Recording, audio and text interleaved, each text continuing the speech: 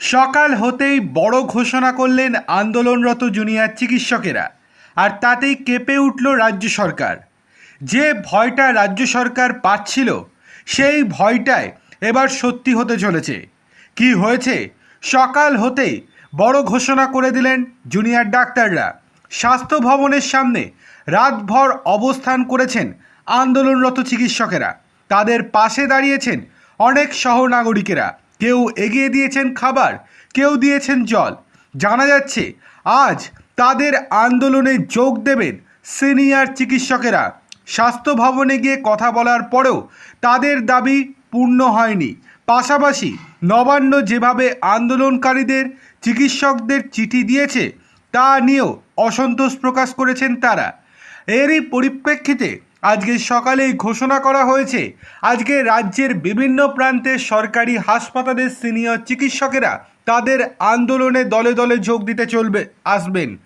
এর ফলে যে আশঙ্কা করেছিল রাজ্য সরকার, অর্থাৎ রাজ্যের চিকিৎসা ব্যবস্থা ভেঙে পড়তে পারে, এবার সেটাই সত্যি হতে চলেছে। আন্দোলনের চাপ দ্বিগুণ বাড়াচ্ছেন আন্দোলনকারী জুনিয়র চিকিৎসকেরা। যদি আজকে থেকে আস্তে আস্তে সিনিয়র চিকিৎসকেরা আন্দোলনে যোগ দিতে থাকেন, তাহলে সেক্ষেত্রে রাজ্যের চিকিৎসা পরিকাঠামো একেবারেই ভেঙে যাবে। হসপিটালগুলোতে ট্রিটমেন্ট হবে না। মানুষ ট্রিটমেন্ট না পেয়ে বাড়ি ফিরে যেতে বা বেসরকারি হাসপাতালে যেতে বাধ্য হবেন।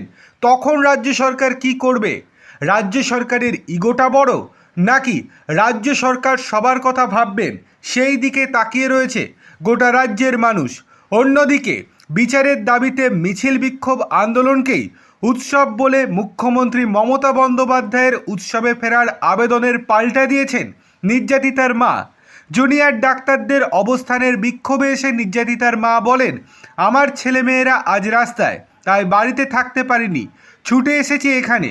প্রশাসন তোমাদের কোথায় দাঁড় করিয়েছে? মুখ্যমন্ত্রী উৎসবে যোগ দিতে বলেছেন, আমার কাছে এটাই উৎসব।